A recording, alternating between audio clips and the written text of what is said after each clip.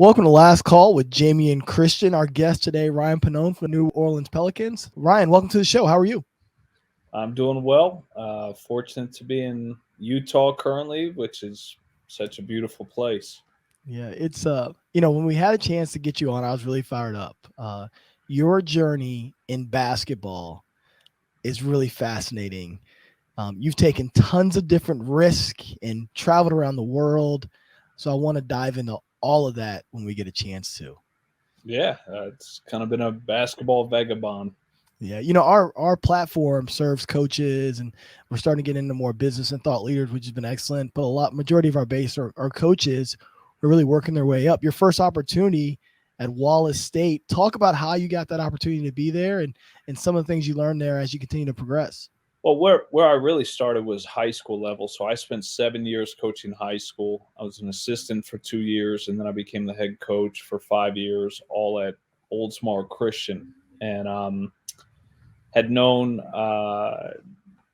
got a chance to help build that program up, and we had just under 30 players signed Division I scholarships in 5 years, and guys go Division II, junior college, etc. Can you give us a few of those names? I mean, that your time there was obviously historic because you really built that thing to become like a monster down there. I remember as an assistant coach being like, wow, where's this place at? What's going on? So just give a few of the names that you had a chance to work with. Starting out, like the very first player that we had was a player named Trevor Ferguson, who went to NC State. And then we had David Manaya, who went to Liberty University. Went to Tennessee Tech, along with Leo Lariano. And then he transferred to Liberty University. Chris Perez went to Liberty University. John Brown went to High Point.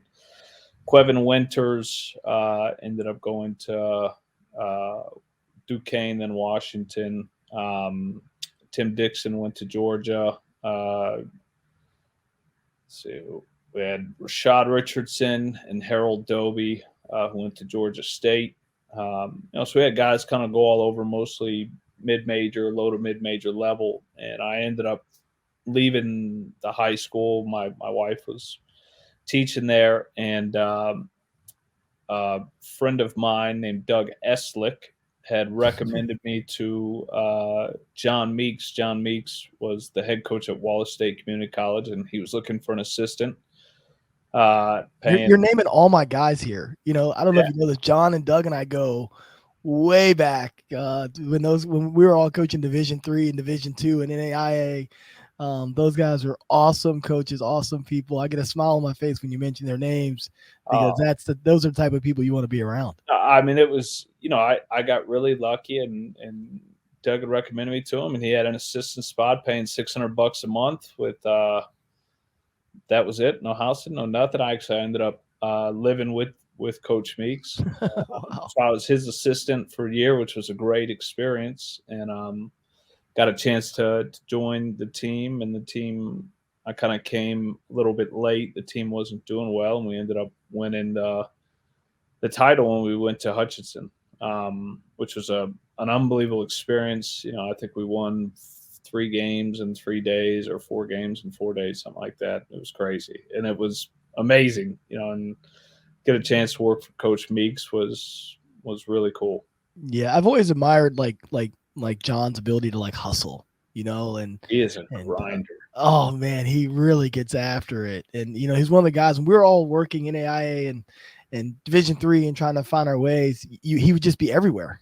He's the amount of money he fundraised for that program was unbelievable. And he did an unbelievable job. Academics, he can coach his butt off. But what he did an amazing job of is he really built the infrastructure of that program up, like the coach's office, the players' locker rooms. Like, he fundraised a ton of money.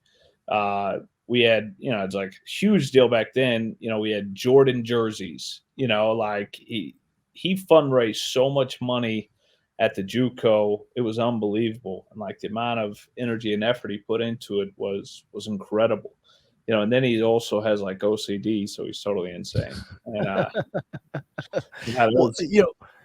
the Juco life is different. It's so fast moving.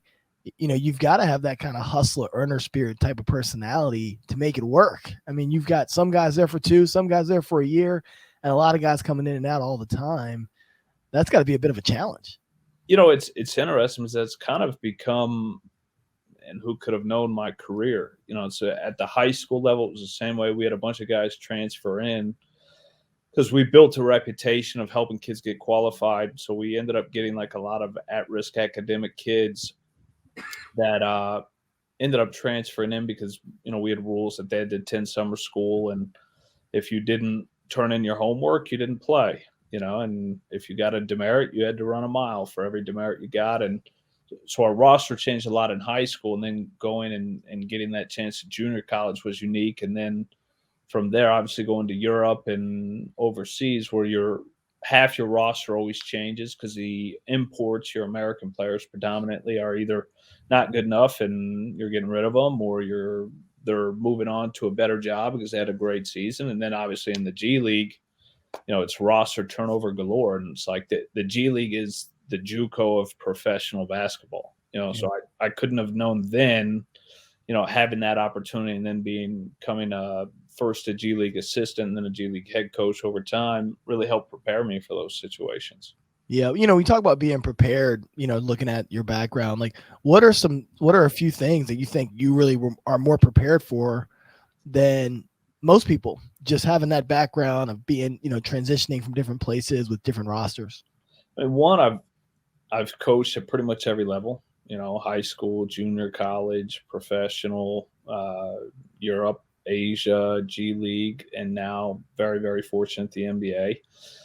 And two, I've been able to coach. This is year 20 for me, and I'm 37 going on 38. I started coaching at 18, and I've been fortunate enough to coach kids from all over the world, all different continents, and I think it's helped prepare me for any player that I come in contact with.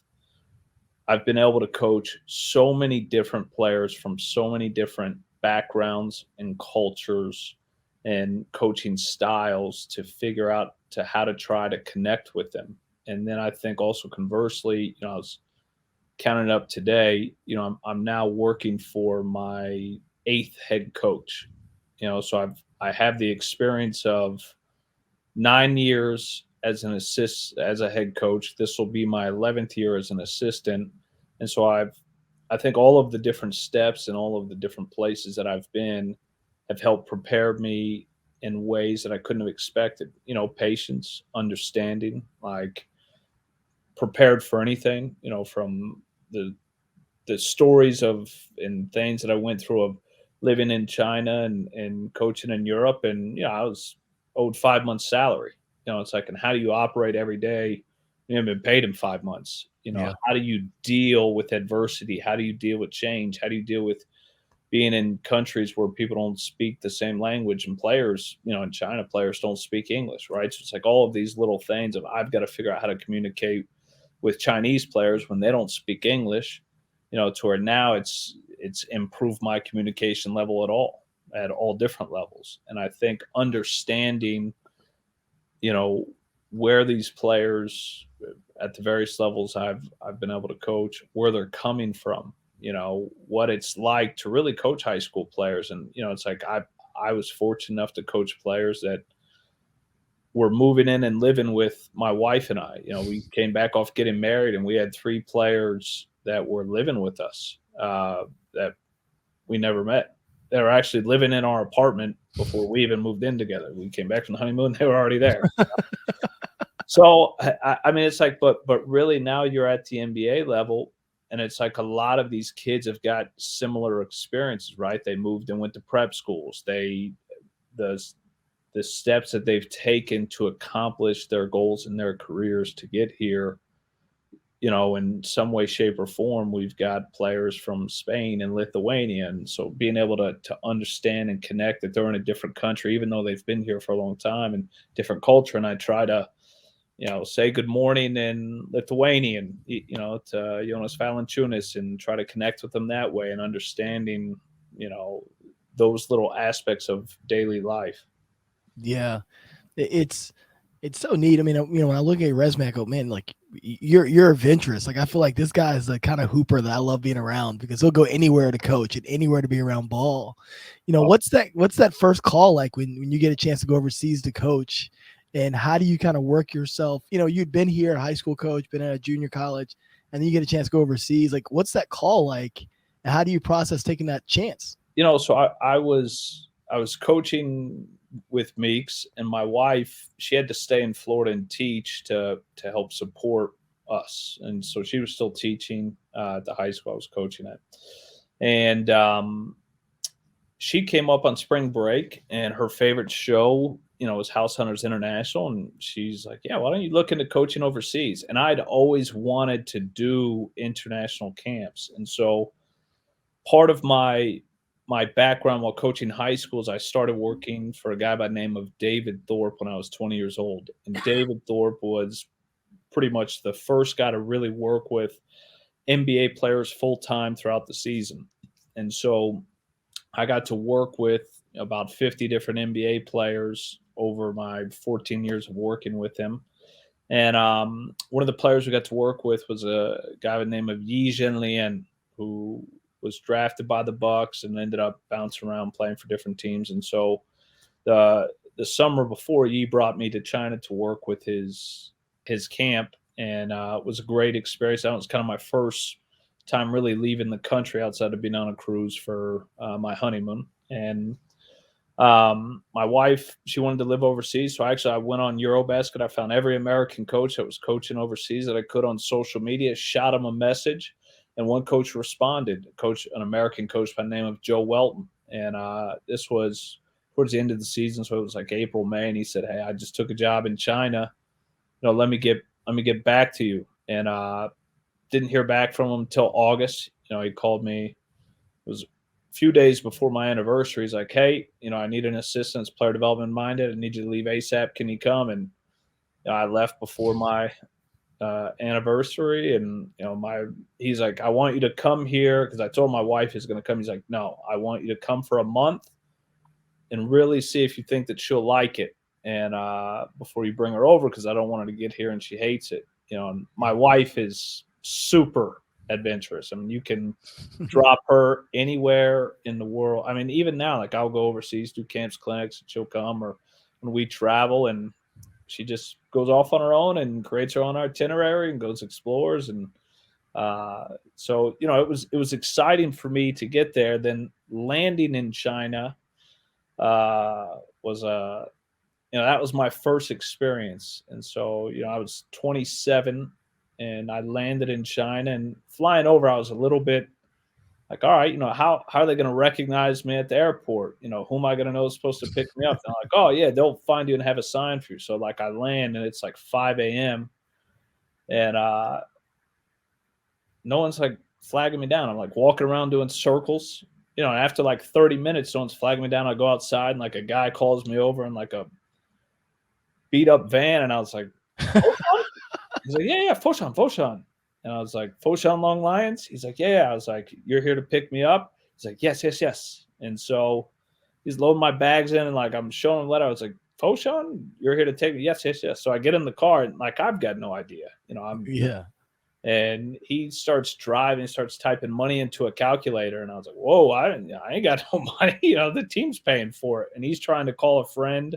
By this time it's like 6 a.m. that speaks English, and I don't know who to call. I don't have a cell phone. I don't have a number for anyone in China. And, I ended up that they have what's called black taxis there, people that they're not officially taxis, but they drive people around trying to make money. And so like, we're 15 minutes away from the airport, and he's trying to pull over and kick me out of his car. And I'm trying to get him to turn around. And, it was such an eye-opening experience from a few things, because one, here I am as a typical arrogant and ignorant American, frustrated with him because he doesn't speak English while I'm in China. No, it was totally ridiculous. And so, finally, like I calmed down because he's trying to kick me out of the car. I was like, look, please just take me back, and I ended up having a 20 US dollar and gave it to him. And what I really came to realize, and a big part of my experience there, and especially now as a father, is the guy was just trying to provide for his family. I was just trying to make a living. And so I get back, and the translator's there, and I didn't know this. My flight came in an hour early. Oh. The translator's there. Never met the guy before. Just gave him a big hug. I was like, I'm so happy to see you. I've seen Taken. No. It's funny when you start taking your first international trips to different places. Every one of us has an eye-opening experience, and I think we all are the typical arrogant American.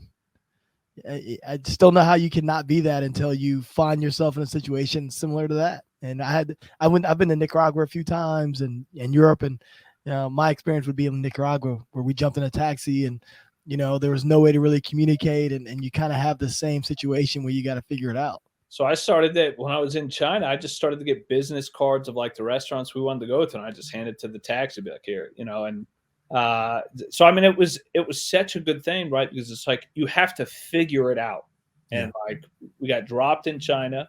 Yeah, there was a translator, and I was fortunate. Our coach was American, our staff was American. We had another assistant named Norm De Silva, who was with us, he does advanced scouting in the NBA now, and it's like you have to figure it out. You have to figure out how to communicate. Like, we went to Walmart for the first time. It's like, and like trying to find stuff in Walmart, and it's like you really begin to have an appreciation.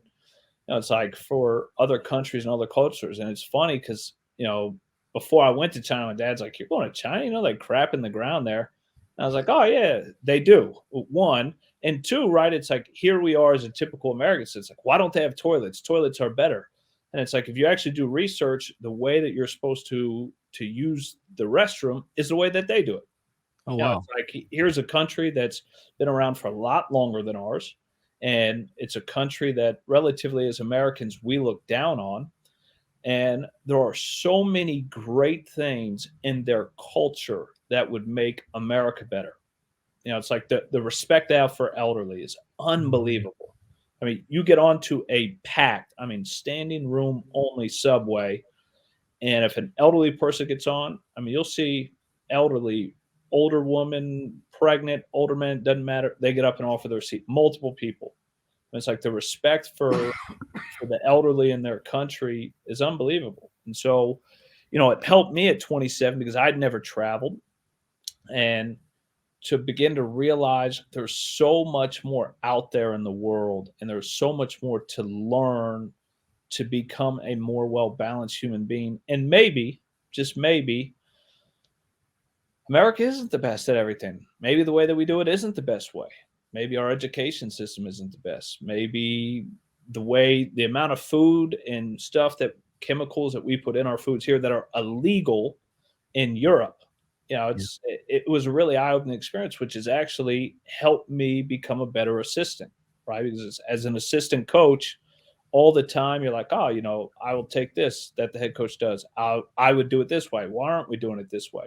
What you begin to realize, right, is different doesn't mean better. Different is different.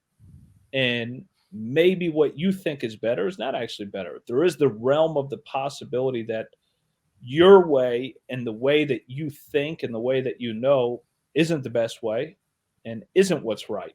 And by being able to live in all these different countries and cultures and take away all of these different aspects from that really helped me grow. Because we're brought up thinking America's the best country in the world, and what we do is the best. And when you go visit these other countries, every country and culture has beautiful things about it that if we continue to add to ours, it would be better. Yeah, no, I agree with you completely. And when I've taken journeys around the world, I feel the same way. Like I leave, I always leave feeling appreciative of certain things and then questioning others. Right? Yep. It's like, man, like that's, and when you research how they're doing it and why they're doing it, there's so much thought behind it. In a place like China, it's easier sometimes to put things to place because there's probably less politics, right? Like there can be one decided thing and they can go with it. So it's so different. How do you think that kind of impacts the basketball culture? Obviously, China is the biggest country in the world. They love basketball, but they haven't been able to rise to the stage on the world scale yet. But they love basketball. So does that cultural stuff feed into that basketball piece? Oh, absolutely, right? Because at the end of the day, China is a communist country, and the way that the players are taught is not free thinking, right? So it's like the players are taught, drill, drill, drill. This is the way you do it, and if you don't do it, I remember my first week there, they sent me to go watch a youth practice, and they did 3-on-2, 2-on-1 for like 30 minutes, which was crazy. And then they were doing like 3-man weave for like 30 minutes. But on the way back, players were like throwing cross court passes like hooks and all this crazy stuff. And so, what they were doing, there was no purpose, there was no thought, there's no thinking into it. And they don't really think and decision make. They can't think the game at that level. But, it's like a player missed a layup. And I mean, the coach went over and kicked the crap out of him for missing a layup. I mean, it's a whole different world. And so the players, the way that they're taught is very structured and no free thinking, no thinking the game. It's you have to do it this way. There's no creativity to their game. There's no decision making to their game. Mm-hmm. And then 2, it's such a military background. Like the youth players would wake up at 7 a.m., go run around on cement around a lake. They'd come back, they eat breakfast. They would lift weights. They would practice. They'd eat lunch. They'd take a nap. They'd wake up. Then they'd practice outside. And it's all on like cement. And I mean, practicing for like 3 hours. And I remember telling our trainers, I was like, you guys are killing these kids. It's like, yes, to catch up to America, we have to practice twice as much. I was like, yeah. I was like, well, you're also going to be injured and you're going to hate the game, and they don't really love it. It's like, and what you begin to see there, right, is it's for a lot of the players, it's just a way to feed their family. They don't love it. Mm-hmm. They don't love the game because, I think at a youth level, and my son is now 5, and he literally played in his first game last Saturday and had his first practice. And, it's like the most important thing is players love the game and they love playing and they have fun and it's something exciting to them. And I think that's something that the Chinese players in general are lacking. Yeah. It's interesting because, basketball, I've had this 6 months where I've been out of basketball coaching, but getting a chance to watch basketball all around the world. And I came to this conclusion, which is really silly. You're going to think it's really silly. But basketball is the greatest game because it's the only game where everybody on the floor has to be able to make decisions. I can't say if it's silly or not because I literally don't watch any other sports. I don't watch. I always feel like anytime I'm watching another sport, I could be watching basketball getting better, which is totally insane and ridiculous. And I don't know what decision making goes into soccer and football because I know nothing about the sports. I don't watch it. But it's we have to play both sides of the ball. It's a fast-paced game. And like you said, the decision-making, and people think oftentimes of decision-making offensively, right? But like the complex decision-making defensively, is actually it's under-taught, under-drilled, and undervalued. The defensive decision-making, I really think is one of the hardest things, A, to teach, and B, for someone you do need a level of feel for it because a back cut from the 45 isn't always the same. So you don't react the same way every single time. So the real-time processing you have to make as a defender, if you're in help position, is so different depending on who it is. Can they catch the ball? Can they not catch the ball? Who's making the pass? How fast the cut? How open is he? Who am I guarding in the corner? Really good basketball players make these kind of decisions in a rapid fire pace. And that's really hard to teach someone, if they haven't learned it, at a much earlier age. Yeah. They don't play many games, they practice, which is great, right? There is the happy medium, which I think Europe excels at, that the happy medium of, the oversaturated amount of games that our youth play, and the under, the very few games that they play in China. Yeah, describe the happy medium for me and for our guests, the happy medium that's in Europe. Yeah, I mean, one, they are teaching the game at such a high level.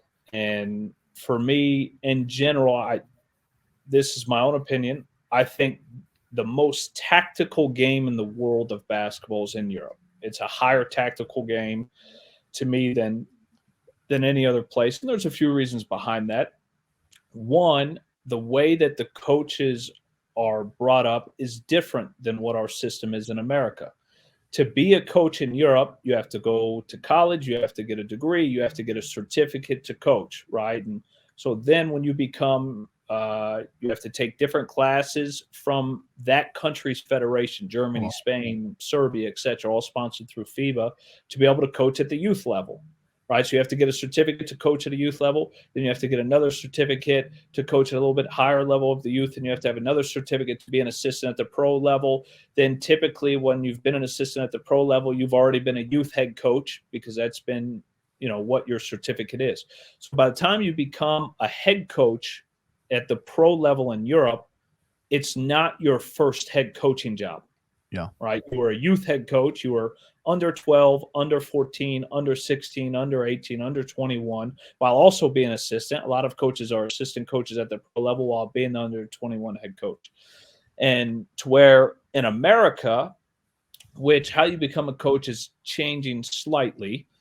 The way you become a coach, right, is you go to college and you're a manager, then you become a GA, then you become a video guy, or you branch off from being the GA to becoming an intern in the NBA, which either way, you're a video guy, then an intern, then a player development coach, then you become an assistant coach, and then by the time you're an assistant coach, and maybe you become a head coach, you've never really coached, in which part of that is changing between a few ways. One, more and more, you're seeing it, guys are going from finishing their playing career, whether it's college or international or the NBA, and they're jumping right into coaching. They're taking those internship spots because now in the NBA, everyone wants former bigger players that can play in practice or former international players that can play in practice.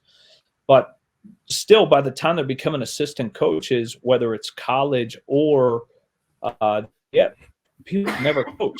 And the G League's helping change that because guys are going down to the G League, to become assistant coaches and become head coaches and then bounce back up. But to where Europe, to coach at the youth level, you have to have a certificate, right? It's not like the guy that's walking down the street is like, oh, I want to be a basketball coach today. And, I've got $1 million, so I'm going to start my own AU team and just be a coach and don't actually know anything about basketball. You have to go and be trained and be certified to coach.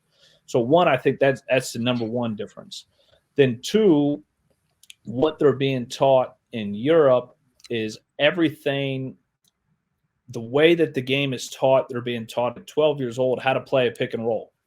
Like, what are your reads out of a pick and roll? What is the spacing in a pick and roll? What is the right spacing? What's the floor balance to attack the pick and roll coverage? If they're showing in the pick and roll, if they're switching in the pick and roll, what's our decision making behind it? And they're drilling these decision making situations at 10, 11, 12 years old, to where our kids at 10, 11, 12 years old are just playing.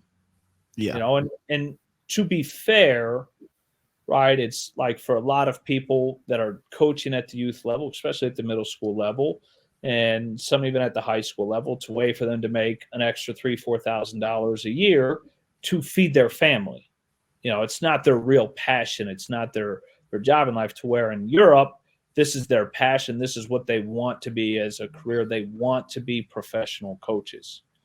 So I think the level of instruction from a youth age is at a much higher level. Yeah, that's really fascinating. I always felt like American youth sports was driven by money. It's not really driven by getting the best coaches and the best players. And so that the fact that Europe has that system in place is pretty neat. And you can tell why they've been able to make these kind of gains. And, you definitely feel like when you watch the world's game, that they have more guys on the floor that can make decisions and passes and can move. And where I wouldn't say Americans' game is rigid, but it's compared to theirs, it's a much more rigid game based off of athleticism, isolation, and being able to make plays above the rim. It's just the European game's a beautiful game to watch because the skill level of all the players is just so high. The skill level, the IQ, their feel for the game is really high. But I mean, it's all in how they're being coached from a very young age. It's like here, and I mean, it even starts at the youth level. I mean, these were 5 years old, and I think the score was 2-2, and it's like already the parents are yelling, "Shoot it, shoot it, shoot it!" And it's like, or just pass and not dribble off your foot and pass to the right team and have fun. It's like, let's not burn these kids out at 5. Let's help them fall in love with the game. And then, as you know, right, it's like basketball is like a marriage. It's like we want them to fall in love with the game. And then in any marriage, there's going to be hard times. You want them to stay in love with the game. And, I think from a youth age, we're putting so much pressure on score, and individuality. And, it's where in Europe, everything is about the team. It's all about the team. And, it's just a different style and different way. And, it's all in preference of how you play the game. And, but it's interesting to see the way the basketball is taught at the youth level and all different places in the world. Yeah, and it's obviously trickled over into our game. Now when you're watching, I mean, you're with professional players every single day, but I feel like I'm watching, I worked a ton of skills camps this summer. The level of skill of our players has even started to rise because of that. Been really interesting to watch the infusion because of the pressure from the international game. Our skill level's gotten higher. And to me now, I started out in the player development business with David Thorpe in 2005. He started in 1980 something, and he was one of the founders. He's one of the first people to really found player development. And player development to me has changed because exactly what you just said. Our players are more skilled than ever. They can really handle the ball, and they can make these passes, and they can hit these incredible layups and shots. And some of it I disagree with in understanding shot selection and what's being taught. But nonetheless, our players are certainly more skilled than ever. But the new skill development has got to be decision-making, because these players have all of this skill level, but they don't know when to use it, when not to use it, how to implement it, and how to utilize those skills to help your team win. Right? They just know I can bang, create the separation, get to my step back shot.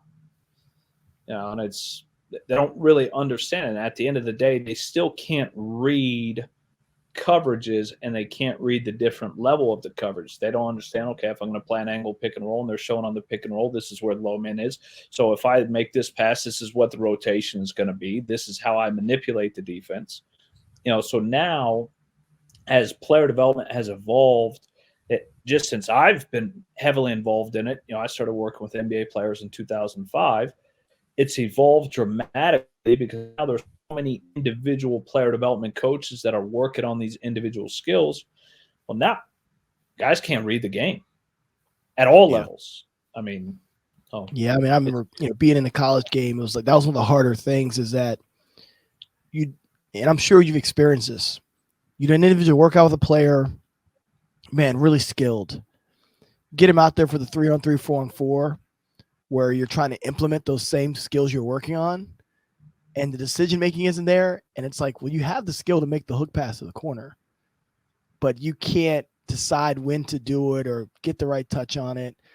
And so, like you said, the new skill is all about decision making. What are some ways, just one or two ways that you've found have been helpful working on decision making? Well, I mean, I think in player development, you've got to have the mindset right of teach it, drill it, read it, use it, play it. Right. And so it's like we want to teach the skill, It's like, this is the skill. This is how we want to utilize it. We want to drill the skill repetition. So let's just say we're talking about pick and roll passes, hook pass to the corner, like you said. But we've got to teach the skill on how to be able to make that pass, and we've got to drill it with repetition to where they own it. Right. Then we've got to be able to read the situation and use the situation. So it's playing against a set coverage of, hey, this is the low man is going to pull in here. So now you've got your visual cue. He's got 2 feet in the paint. 2 feet in the paint equals that you make that hook pass to the corner based off it. Right. And then now, as you're beginning to read it, now we're going to have a set defender change when he's pulling in. Is he going to start with 2 feet in the paint, or is he going to start outside the paint? Is he going to straddle the paint? And now you're reading as you're driving where he pulls in enough that triggers that corner pass, right? And then now you're randomizing that situation within your read it. And then as you play it, it's totally random. So now you have to be able to effectively make that decision in a live play situation. And I think really beginning to drill players to where they can understand when to make the decision, when not to make the decision, through decision-making buildups of 2-on-2, right? Because that's how we would do it, in the situation, 2-on-2, meaning you'd have the guard in the corner and the player in the corner. So he's coming off it, or it's a coach in the corner making that pass, right? And then now you add the next level of defense to where you've got the pick and roll defender, to where now there's hands on the pick and roll with the guard coming over top and the big that, is in whatever coverage. So now they've got to be able to make that pass while it's contested. Then you add 3-on-3 to where that player is now the low end. Does he have 2 feet in the paint? Does he not have 2 feet in the paint? Right. And then now you add it to 4-on-4 to where is there an X out or not? And now is that the X out player sinking to the level to where now you're actually making that pass to the 45, and so drilling that repeatedly is it's actually something we tried to do a lot with our G League team last year. We tried to do 10 to 15 minutes of decision making a day based off coverage, and that's how we built it up. We built it up with 2-on-2, 3-on-3, 4-on-4, 5-on-5, and I would argue. And it was really good for us. We had a lot of guys with career years. We had the second-ranked offense in the league. A lot of guys improved their assist-to-turnover ratio, and I would argue it wasn't enough time. Like, if I could go back, it should have been more, And, that's kind of how we try to drill and improve our decision-making. Yeah. Along with video and everything there. All the other ways. It's funny, now being around the G League a ton and again, having a chance to look at more basketball. I think the level of coaching and teaching at the G League level is really elite right now.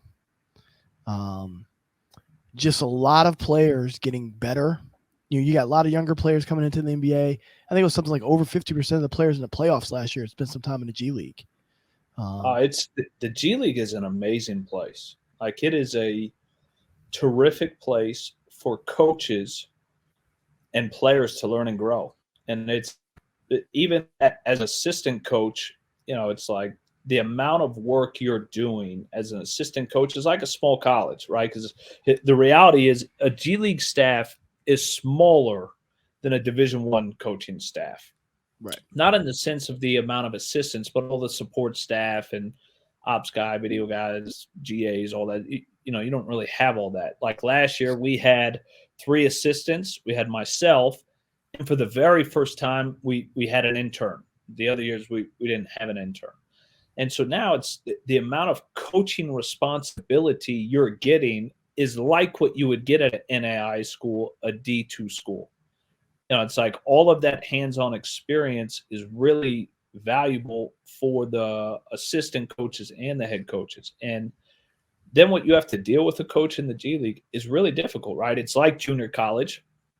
It's the only league in the world that no one really wants to be in, like Juco. No one wants to be there. Everyone wants to be in the NBA. Everyone wants to be making a ton of money in Europe or Asia. It's all a stepping stone. Everyone thinks their way of getting out of the league is by scoring, because at 5 years old, we're telling them to shoot it. And, what the coaches there have to deal with with your roster can change up to 60 minutes before the game. Now, you'll get ready to play a game. You've prepared. You got, oh, no, we're calling this guy up. Oh, no, this guy's getting a call up. You know, I mean, it's your roster changes dramatically up to 60 minutes before a game, and you have to coach on the fly. And it is an unbelievable training ground for a coach. And the guys that can coach in that league and are consistently successful can really coach, because you have to deal with so much. And the mental factor you deal with is everything is worse. When you're coming from a Division I school to the G League, everything is worse. You get less gear, you get less shoes, the food isn't as good, the travel isn't as good, the hotels aren't as good. Everything is worse. The training facilities, unless you're in your NBA training facility, are not as good, which most teams aren't. And so now you have the mental aspect of these kids built up from such a young age that they were going to be these NBA players. And, you know, you go from playing at UConn and Alabama, you know, to being in Erie, Pennsylvania, and you're like, oh, this took a different turn than anticipated.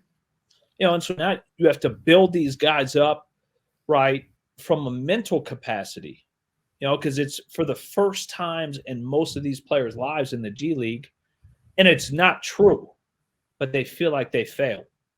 Yeah.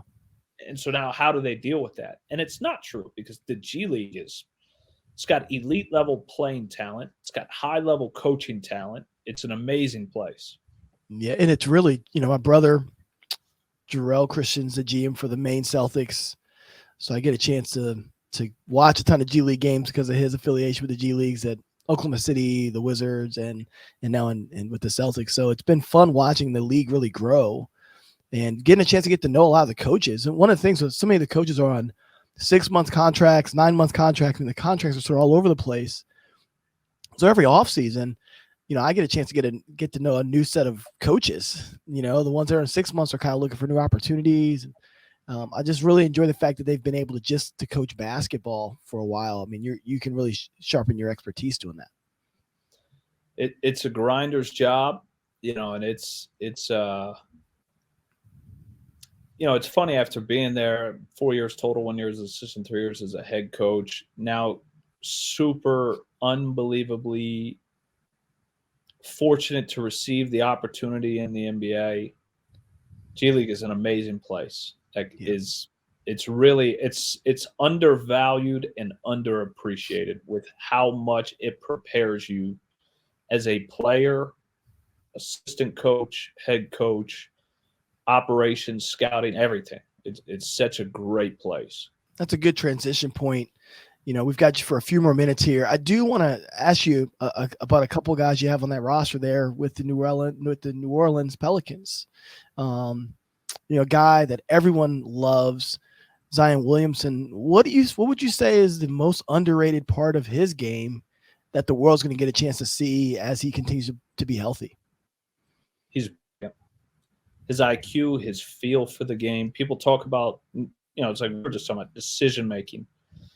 You know, his decision making and ability to process information is at such a high level. You can watch him play, and I mean, he's young.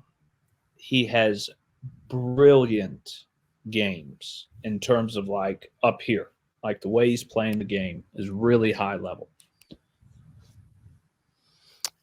What is a guy like CJ McCollum when you add that to the you know, it's really young group of guys, and you've Valanciunas, and then you add CJ McCollum last year.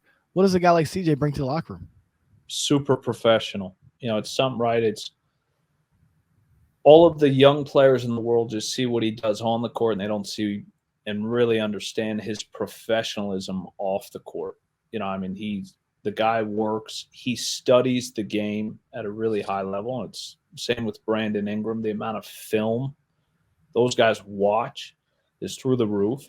And the way that he prepares, the way that he eats, you know, he eats incredibly healthy. He's very conscious of his body, his rest, the way he takes care of it. He comes in all the time, gets up extra shots. His preparation for his game is at a really high level. I mean, he is a pro's pro. You know, it's like what it really takes to be a very good player and the most talented, best league in the world is incredible. You know, it's like for all those guys that are at the highest level, it's like, you know, when you're coaching in college, you're trying to convince these guys to read scouting reports and study film and to get in there and do extra. And it's like, that's what these guys do. You know, the great players in the NBA are great for a reason. You know, it's like the intelligence and IQ that these guys play with and their feel and their professionalism it's incredible. You know, it's incredible to get to watch it every day. It's beautiful. It's inspiring.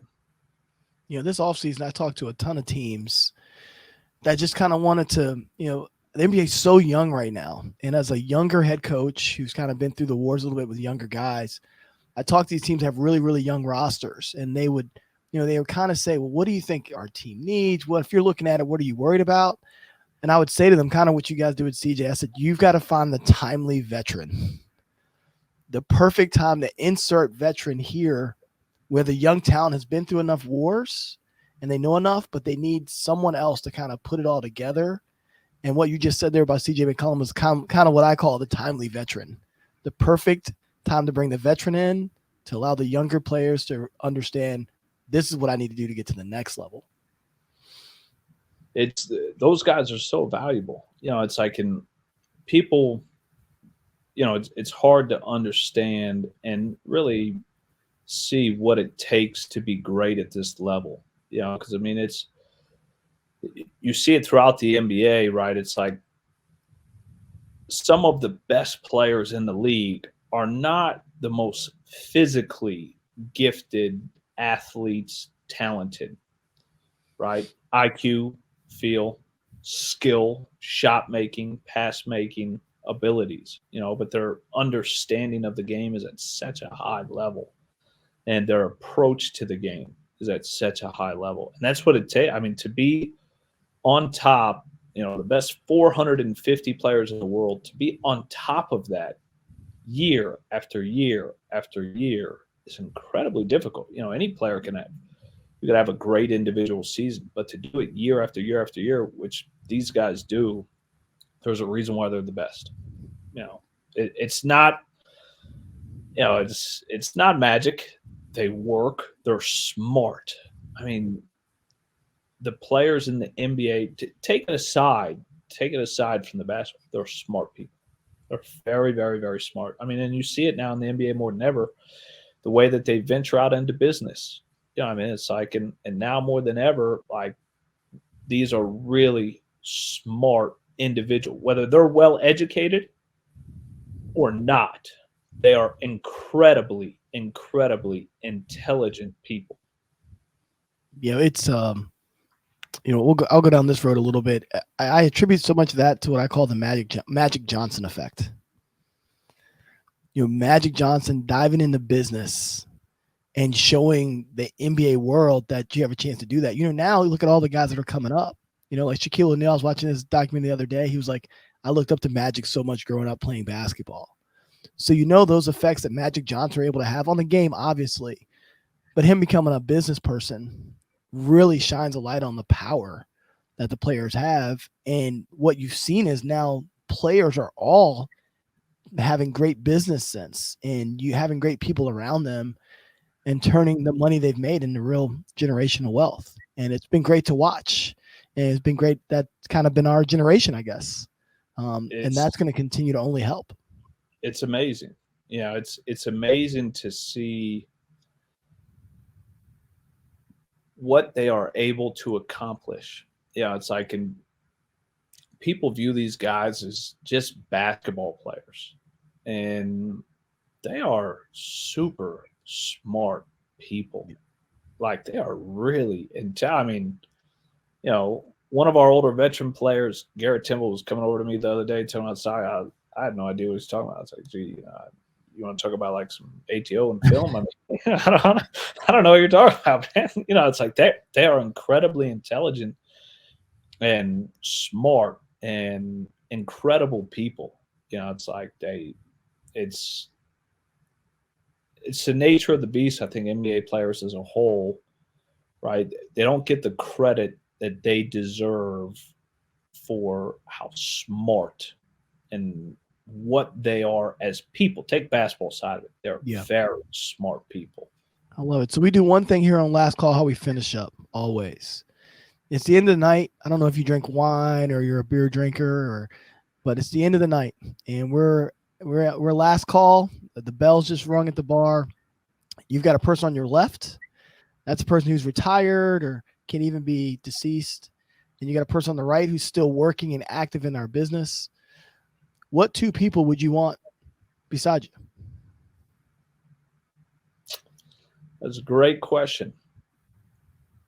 On my left would be Jesus. Okay.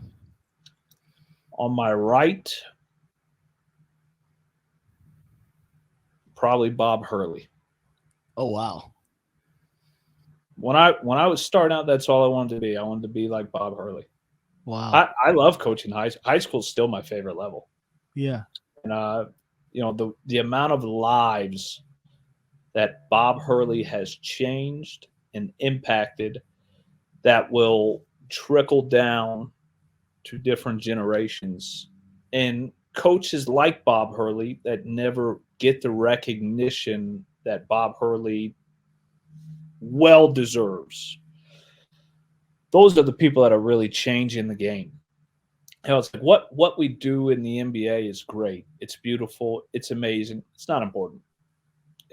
It's really not. It's like most of the people that are coming into the NBA, even though it's younger and younger, and we still get a chance to mentor these young men as people, is nowhere near as important as what our high school coaches are doing and the impact they have on these lives.